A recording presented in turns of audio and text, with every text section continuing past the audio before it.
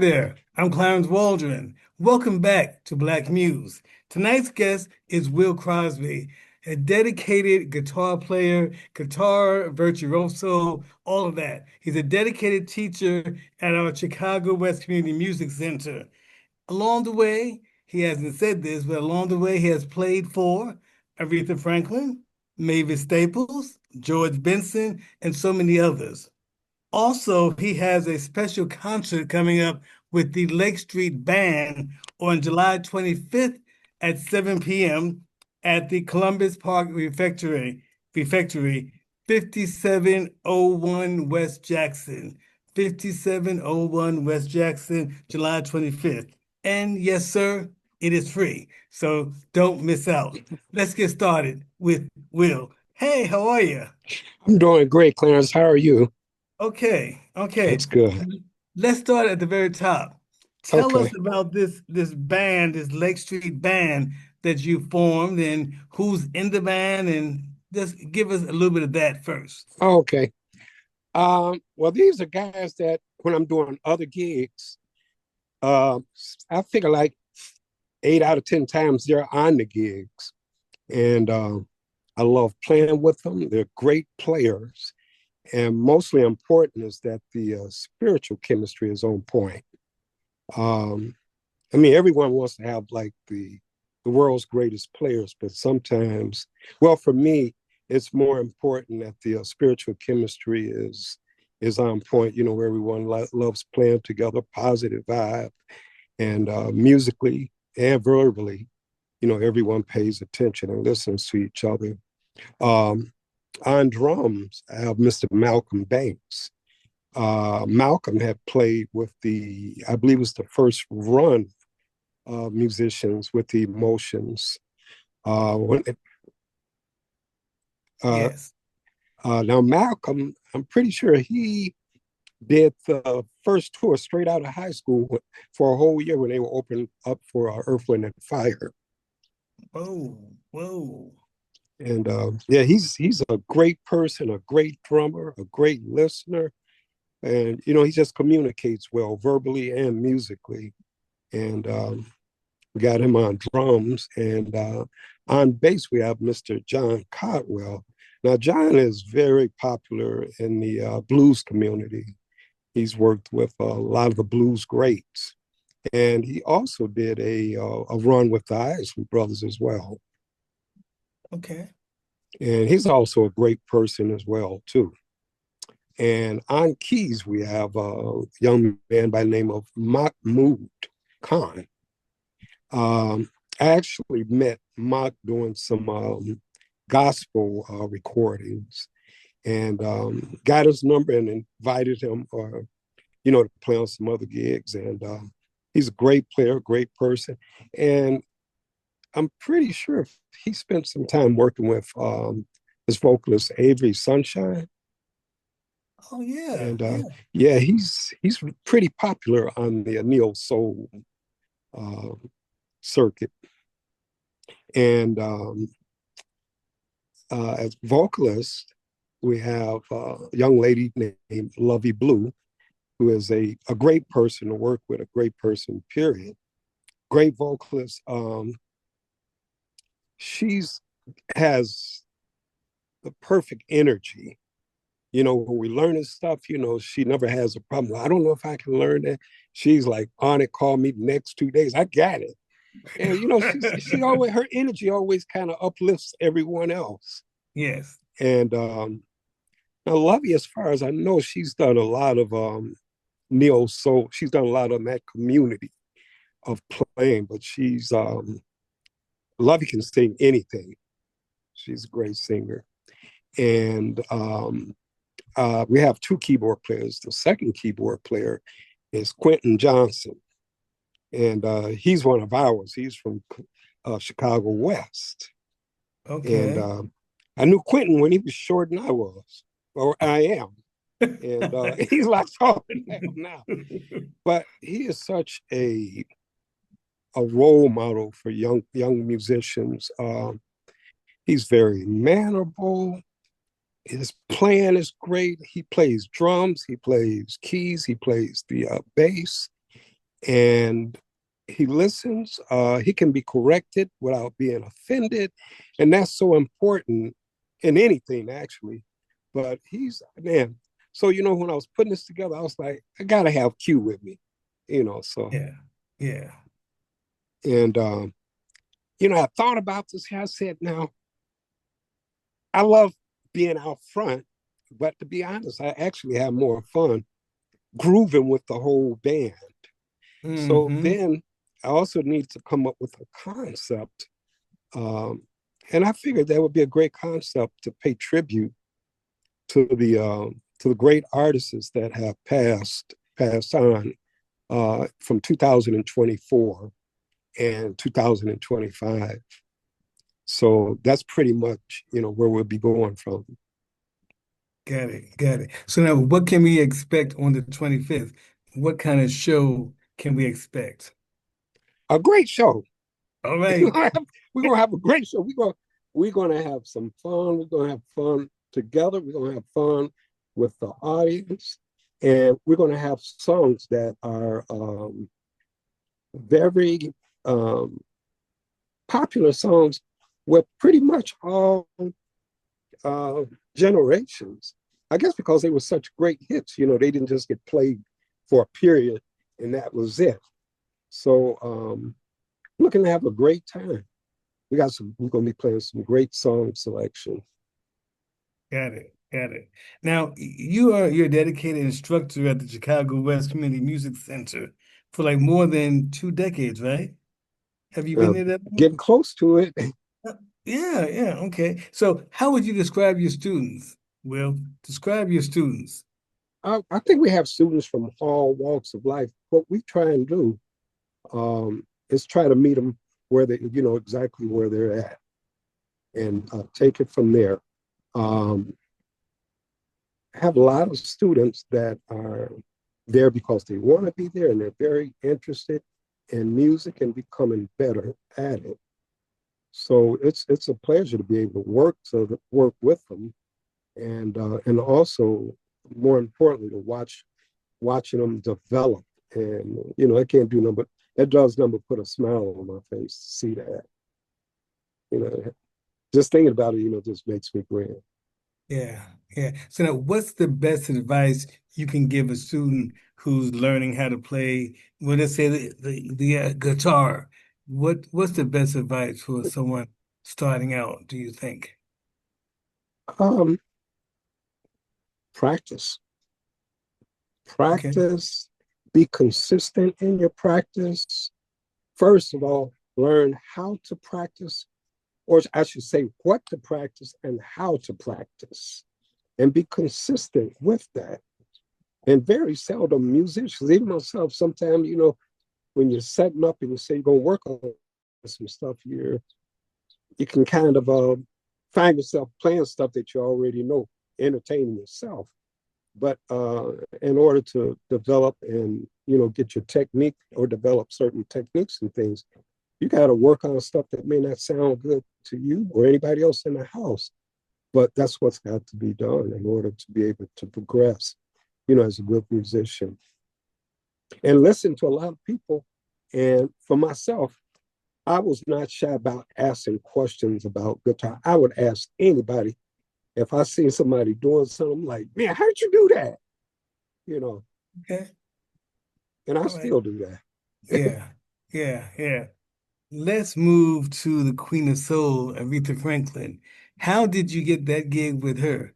Do you remember how that came about? Yes, I do. I know you Uh, do. Go ahead. a friend of mine, his name was Gregory Washington. He just passed recently last year. Great guy. Uh, he was at a motorcycle. Let me take his phone. Great guitar player, great teacher. Actually, on some of my first professional gigs, he was the band leader. So on breaks and stuff, I'd ask all types of questions and stuff, and he would take time. He's very patient, good teacher, and one of the lead background singers of Billy Always. I think, in fact, I think he's Miss Franklin's godson. And At that time, they needed a guitar player. He called Wash. Gregory Wash, that's what we called him, Wash. He called Wash for the gig. And during that time, Wash was in the middle of recording his own album. And he thought about me. Mm. So we were actually, I was with Mr. Sandifer. We were on the bus. I think we were going to not CVS, but it was another high school. I think it may have been CVS. The students were doing something there, and I got the call. And Wash asked me, "You think you'd be interested?" I was like, "Yeah." And then after that, I guess one of the biggest things that got me was I was waiting for material, and because the first gig didn't come until like March, and that had to be like probably like 4 or 5 months. And I hadn't received any charts, any CDs, nothing about the music. And I talked with Howard a lot, Mr. Sandifer. And over the years, I've developed hearing loss. And I started getting a little doubtful about myself in that area. I was like, man, I don't know, maybe if they say something I don't hear, I don't want to. And Mm. Mr. Sandifer, he kept, giving me that confidence. He said, "Will, you'll be just fine." And I think I listened to him. And what I did do was, once I got there, the conductor, I brought it to his attention that I had a little bit of hearing loss. So it was really important for me when he was counting off songs, if I had to start it, I needed to exactly know where that one was at. And I thought it was going to be like a big thing, but he's like, "Oh, no problem." And from there, everything worked well. Okay, got it. And how about Mavis Staples? How did that come about? My buddy, Tim Austin, Tim was her drummer. Tim was the also the former drummer with Buddy Guy. I think Tim passed about 2 years ago. That was my buddy, sweet brother. Mm. If we would get a band, Tim would try to have everybody in the band. But they were doing a gig at the Chicago Theater downtown. So Tim and I were in a band called the Wrecking Crew. So when we weren't rehearsing, we were always hanging out. So Tim and the bass player, Jack Chapman, they both played with the Staple Singers. And they had to go for they did a sound check at the Chicago Theater. Now, at that time, the guitarist was Ray Fuller, great guitar player, played with everyone. Ray was the guitarist, but something came up and Ray wasn't able to make the gig. And knowing Tim said, "Pops, he played guitar." And Pops asked me, he said, "Well, what's your name?" I said, "Will." He said, "Will, I'm material." I was like, "Yes, sir. I listen to it all the time on the radio." And Hmm. he said, "You Hmm. think you could play with us?" I was like, "Yes, sir." So he said, "You got a suit?" I said, "Yes, sir. I have a black suit." So Tim brought me back home. I got a black suit, and we got to the gig. A lot of the songs, I've been hearing on the radio, and keyboard player Matt Rose was playing keys. So, I was listening. I always have a pretty good ear. I was listening Hmm. to Matt, watching Jack, just paying close attention to everybody and everything on the stage. And I made it through that. And Pops asked me, "You want to play with the band?" I was like, "Yes, sir." And from that point on, I played with the Staple Singers.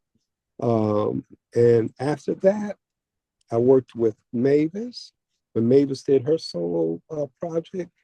And I guess the thing about working with Mavis, it was like a family because it wasn't like with Miss Franklin, it was like 33 musicians. But with Mavis, I think we had like probably total, it was like 6 or 7 of us. So we always rode, was on flights together and stuff, and tend to communicate and really got to know each other.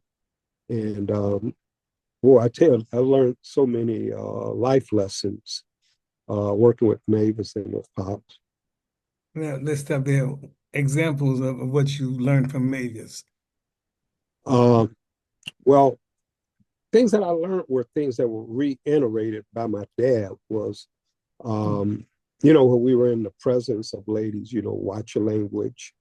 If you're in the airport, we definitely would grab their bags. We made sure they didn't have to do anything like that. And we were always very mannerable around, our elders. Pretty much how Mr. Sandifer and Miss Sandifer and how we running things at the dome and with the safe. And my dad was on top of all of that. So when I got with Mavis and them, they reiterated a lot of stuff, that I learned at home. Cool, cool. And then there's George Benson and then the Get. Let's talk about George Benson. Oh my God, that was that was just unbelievable. All I could think about, boy, was in that Bible verse where it says, about that God will bless you to where your cup not fills up, but just overruns. I never thought in a million years I would get an opportunity to record with George Benson. Um, at that time, I was playing with the BB King Blues Band featuring Tito Jackson, Oh, and we were doing recordings, and Tito, he was doing his arrangement on a few BB King songs. George Benson was included. Eric Clapton was also included, but that never came to pass. I think that he had some health issues going on. But they talked about it, but you know how that is, talking about it and it come to pass in two different things. So yes. we were in Scottsdale, we were in Arizona, and Roadman said, "Well, everything's set. We're gonna be meeting with George tomorrow." And he was so cool, man. I mean, I have to admit, I was nervous, and he told me something. He said that most of the time, guitar players are recording with him and stuff. What's very important is for them to come out of fan mode. Stop paying so much attention, or don't be in awe to what he's doing. Uh, I was there for a reason, and to basically do me. And I understood exactly what he was talking about, and that's what I did. I concentrated on playing strong, supportive rhythm, and he gave me a grinning. Uh, uh, it was definitely a compliment, a super compliment. He said, "Yeah, man, it sound a bit like Fill Up Church." And I'm like, "Man, come on now, this cast." I mean, because that was another one of my heroes, Fill Up Church. And uh, from that point, we recorded the tracks. I did the rhythm. I got to solo on the song. Uh, After that, George invited us back to his house for lunch, and man, we hung out all day. He had a beautiful house. Met his wife Johnny, his son Jamie, or was it Wes? No, I believe his son name is Jamie. Lee Ritenour has a son named Wes. But everybody was such beautiful, I mean, down home people. And George, he definitely had a incredible car collection down like in the basement. It was so funny because he had a jukebox in the basement, and he only had George Benson on it. It was Oh, like all George really? Benson songs. And Okay. I got a chance to, really talk to him and ask him about other guitar players. And he was telling me, I asked about Wes. And he was like, man, first, he's like, man, he never heard no cat named Wes being able to play no guitar. And he said when he seen Wes was killing it. And he said that someone that he felt probably got a little bit overlooked that was killing everybody was Grant Green. And I was familiar with Grant Green, so I'd asked him about some songs. One song in particular was called Miss Anne's Temple, and it was like a swing jazz blues, and it was at a blazing temple. And then George said, "Oh yeah, damn, Miss Anne, that's Aaron's wife." And I was like, "Oh, okay." So it was it was amazing to be able to get some of that information and just to be graced by his presence and and how he started little George Benson. He said that he played the ukulele and did vocals. I remember the first time I seen him in Chicago. My brother let me use his ID, and George Benson was at this place. I think it was on Hoster Street up north called the Ivanhoe. Hmm. And Philip Church stopped by there too and Oh, sat wow. in. Man, oh man, I don't think I slept for 2 or 3 days behind that. Just such amazing stuff. Wow. Wow. Right. So now, if you could pin one person, who would you say inspired you, or who said that you would be great? Would that be your father, do you think, or My mama, your my mama? mother. Yep. Because when my Great. dad started seeing I was getting serious in it, he was against that. Man, my dad, I'm gonna tell you, just like he was telling me, no, you ain't gonna be no musician, can't get nowhere on time, can't hold no job, gotta depend on a woman. And I want to think about that. Like, I want to learn, I want to play guitar. But, Right. you know, he took me to lessons, but he explained to me, if you're gonna do this here, you gotta be on time. You can't. And I remember an example that I had a rehearsal one Saturday, and I was getting together. I was thinking about that rehearsal all week because we were going to try to learn Tighten It Up by Archie Drill and the Bells, or Oh, Archie Bell and the Drills. yeah. But I was late, and I was like, I'm ready, Daddy. My dad looked at me and said, Boy, you ain't going nowhere. He said, if you're going to be late, that show that you ain't got time. You don't have respect for yourself. You don't have respect for the people that you're doing it with. You ain't got respect for the art. So maybe we'll try this again next week.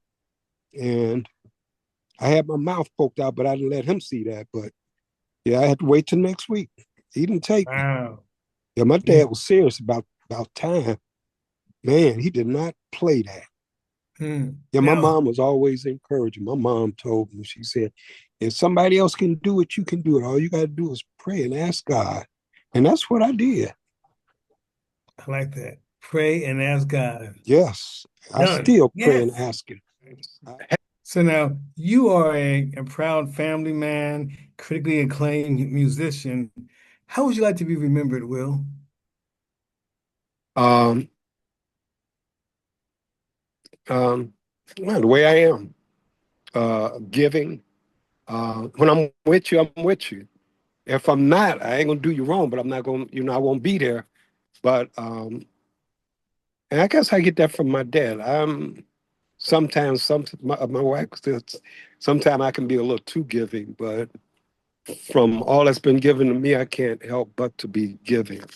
Um, Person that shared experiences with others, even if they're, experiences where I may have tripped or something, but at least I, was able to learn something and share it with someone else, to prevent them from, tripping over the same chord, so to speak, but a loving person. That's how I'd love to be remembered. Um,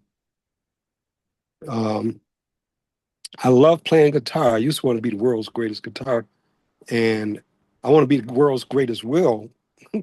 Uh, but I think even more than that, I'm at a point to where I'm in a different season of my life that now I understand how important it is for me to be able to take what I've learned and be able to share it, with other people that are coming up. Because, I'm aware that I definitely got more time behind me than in front of me. Um, and that being the case, I want to be able to take these experiences and share them. And I tell you, it's been a journey. I never see myself as a teacher or working with students or anything like that. But uh, coming up, and one of my friends like, how did you play that or this? I would always share it. I was never one to try to keep knowledge or things from other people. But I told Mr. Sandifer a couple of, I think it was last week, I was so glad that he seen it in me because he kept telling me, "Oh yeah, well you can do it." Mm, And it's like I really look forward to doing it. I try to get there. We started now. And I try to make sure I get there early so I can help and have things right for the students when they get there.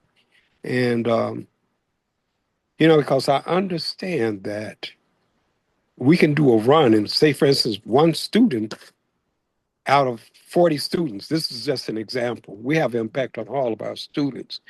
But um, if you have just one student that gets it out of 40, and that one student goes on to be able to touch millions, that's still a winning ticket. So, absolutely. we can't lose. We're not Hmm. losing. That's for sure. And um, I'm I feel that I am where I'm supposed to be. I'm definitely where I'm supposed to be. I still play my music. I love playing it.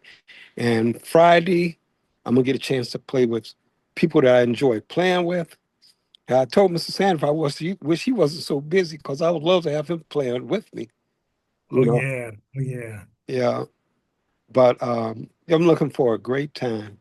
yeah. So, tell us again the date and time of the Lake Street performance. Lake Street performance will be at the Columbus Park Reflectory, July the 25th, and we will be hitting promptly at 7 p.m. Okay, cool. Anything else you want to share? Anything else on your mind today? Um, is we have to stay focused. We got to stay focused. Whatever it is God has put on our hearts to do. Uh, there's so much stuff that's happening. You got the Diddy thing, you got the political stuff.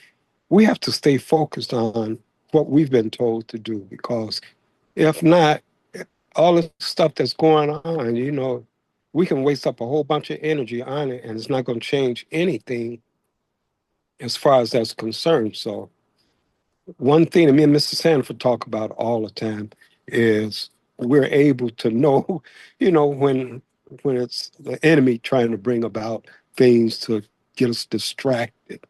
We got to stay on the one. James Brown say we got to stay consistent on that one.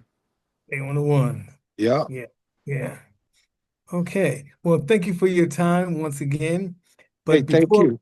yeah, before I let you go away, I want to do one more thing. I want to do a quick thank you, a shout out to Howard Sandifer and his wife, Darlene Sandifer. They are the founders of the Chicago West Community Music Center, and this whole video podcast was their idea. They said, let's have lively conversation with newsmakers and musicians and singers. So here we are today with you, Will. So the viewers click like and subscribe. We must get our numbers up. Please click like and subscribe. Thank you. See you next week.